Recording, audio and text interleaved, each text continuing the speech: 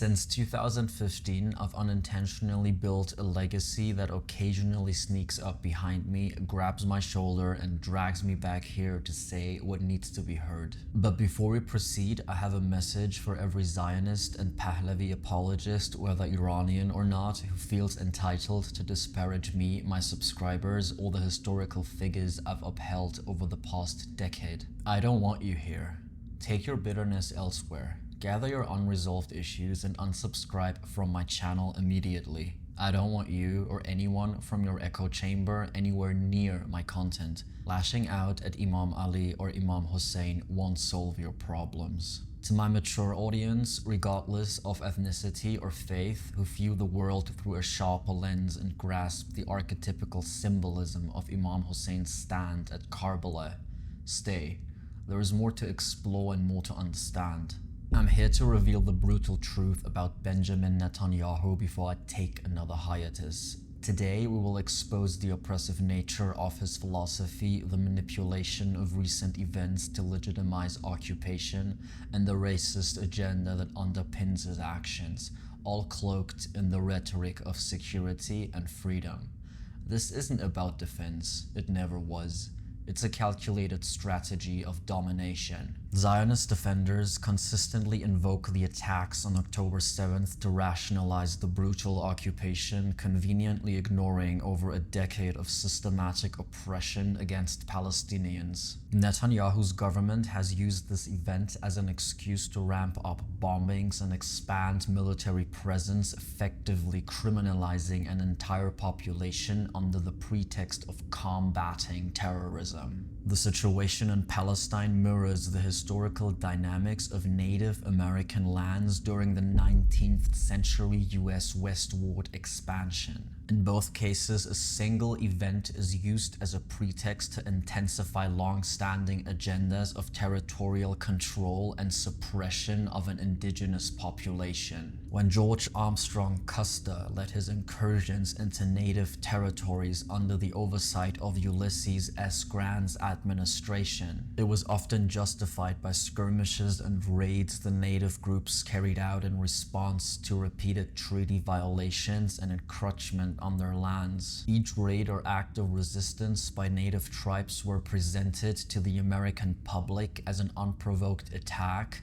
justifying escalations that allowed the US government to seize more territory and intensify military control. The underlying motive of expansionism was hidden behind a narrative of protecting settlers and combating savagery, effectively criminalizing native communities who were resisting in response to an already ongoing campaign of systematic dispossession and violence. Similarly, the Israeli government's response to October 7th has served as a justification to intensify bombings, broaden military occupation, and enforce harsher restrictions on Palestinian communities. This invocation of a singular act as a rationale ignores the context of long-standing systematic oppression, evictions, restrictions, and attacks that Palestinians have endured. Just as in the 19th century, these actions are framed under the guise of national security and fighting terrorism, sidelining the broader history of disposition that drove the response in the first place. The net effect in both cases is to legitimize a cycle of violence that erodes the rights and freedoms of the original inhabitants, shifting the narrative to one of defense while aggressively expanding control over native lands. Netanyahu has orchestrated the systematic destruction of Gaza, bombing residential neighborhoods and cutting off food, water, and medical supplies to civilians. These actions fit into a pattern known as starvation warfare, a violation of international law and a recognized war crime. These attacks were an isolated incident. They were part of a strategy to crush any Palestinian resistance under the pretense of freedom.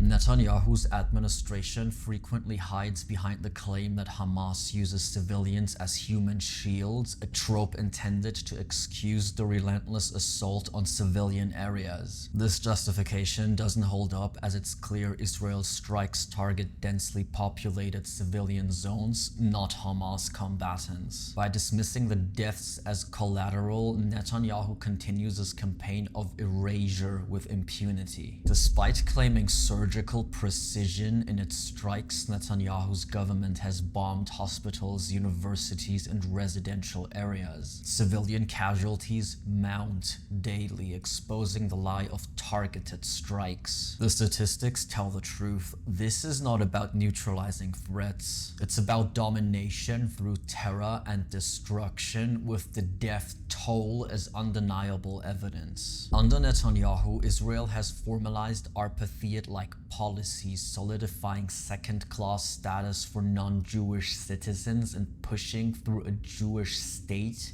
that marginalizes Arab Israelis. His Zionist agenda isn't about a homeland, it's a weaponized ideology used to systematically erase Palestinian identity and existence. The US continues to provide unwavering financial and military support to Israel, effectively enabling the escalation of violence in Gaza. By funding this effort with billions of dollars in military aid, the US helps sustain a campaign marked by disproportionate force, which has resulted in immense civilian suffering and devastation. This support is widely seen as blind allegiance, justified by political alliances and interests rather than a commitment to peace or human rights. The US is not merely an ally, but a complicit actor in a brutal campaign that disregards international laws meant to protect civilians during conflict. Benjamin Netanyahu isn't a leader seeking peace. He is a war criminal using every tool at his disposal to oppress and erase. His record speaks for itself, from human rights abuses to brutal land grabs. Benjamin seeks to be remembered as the conqueror of the Middle East, the one who established the Holy Land for his people. By weaving a biblical narrative and crafting a divine justification, he positions the Jewish people as the chosen tribe, asserting superiority over others. This mindset not only facilitates the ongoing oppression of marginalized communities, but also legitimizes his aspirations to create a powerful Israel that dominates historically significant territories. Yet,